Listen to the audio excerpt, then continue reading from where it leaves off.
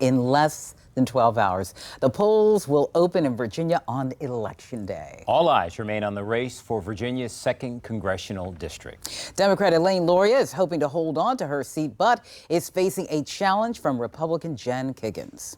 And News 3 reporter Brendan Ponton is taking a look at that hotly contested race. And Brendan, you know, when we say all eyes are on this race, I mean that is the truth. I mean, they're talking about it nationally. A lot of people are trying to figure out what could happen tomorrow.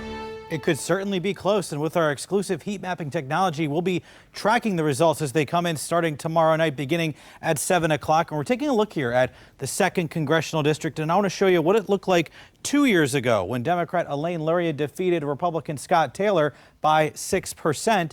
And we can take a look here at Virginia Beach. Back in 2020, Elaine Luria was able to win Virginia Beach as well, and Virginia Beach is 60% of the district, so it really means a lot for whoever is able to win in that. And that is also because of redistricting. You can tell now the district has gone farther to the west, which analysts believe could help Jen Kiggins tomorrow. Now, Luria and Kiggins campaigning throughout the weekend. Luria made stops throughout the district with Virginia Senator Mark Warner. Republican Jen Kiggins made stops herself at several events going on this weekend. Now, experts predict this could be a very close election, and it's one that could be key in determining which party is in power in the House of Representatives. We find where the incumbent is really fighting for every single vote. This is mainly due to the redistricting. However, the strategy by the Republicans across the board has been to focus on the economy, and they've been able to gain a lot of speed, not just here in Virginia in this particular race, but also across the country. Now, Kiggins is holding one last rally tonight where she will be joined by House GOP leader Kevin McCarthy, Governor Glenn Youngkin, and former House Speaker Newt Gingrich. That's happening tonight at 8 p.m. at Ballyhoo's in Virginia Beach. Now, Luria's staff told us she's spending the last day of the campaign door knocking with voters before the polls open tomorrow at 6 a.m. So this closely watched race all comes down to tomorrow. We'll keep you updated starting almost this time tomorrow night. I'm Brendan Ponton, News 3.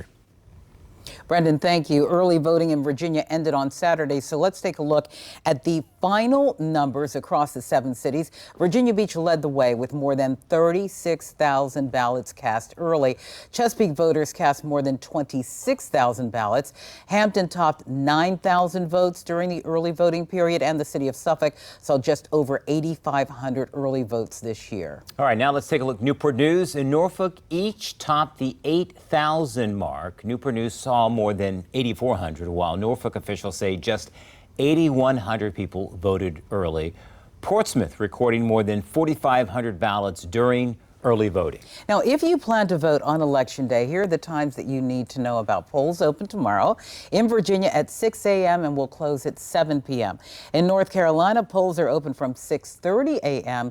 to 7:30 p.m. In both states, as long as you are in line by the time the polls close, you will be able to cast your ballot.